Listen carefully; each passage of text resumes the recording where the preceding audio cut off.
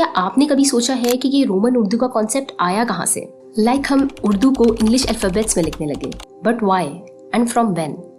Let's turn on the time machine and dive straight into the flashback. During British rule, British Roman script का use करते थे official records, missionary work और printing purposes के लिए, ताकि Indian अपनी local language को Roman letters में रीड कर सकें, specially those who didn't know English well, और रिटन स्क्रिप्ट ब्रिटिश भी समझ सकें।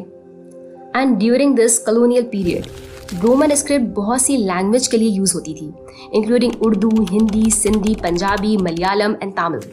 उस टाइम जो टाइप राइटर्स और प्रिंटिंग मशीन्स होती थी वो मोस्टली इंग्लिश लेटर के लिए डिजाइन होती थी, सो नेचुरली रोमन उर्दू एक इजी ऑप्शन बन गई। और एक इंटरेस्टिंग फैक्ट, 19th और 20th सेंचुरी के बीच क्रिश्चियन कम्युनिटीज में रोमन उर्दू बहुत ज्यादा यूज होती थी, स्पेशली कराची, उत्तर प्रदेश और राजस्थान में। यहाँ letters, books, in fact church hymns भी रोमन उर्दू में लिखे जाते थे।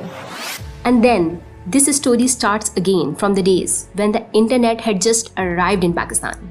Orkut, MSN messenger, Yahoo chat room, तब हमारे पास उर्दू कीबोर्ड का ऑप्शन ही नहीं होता था।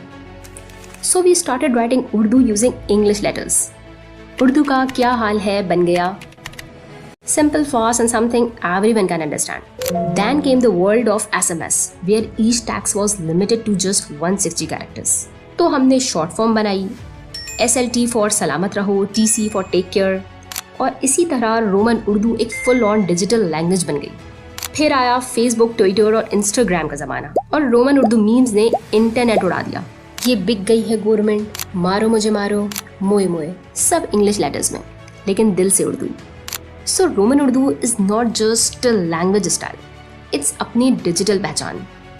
फ्रॉम इंटरनेट के early days to today's TikTok trend, Roman Urdu has become our unofficial national typing style. आपका फेवरेट टाइपिंग स्टाइल कौन सा है, इंग्लिश, उर्दू या रोमन? कमेंट में बताएं।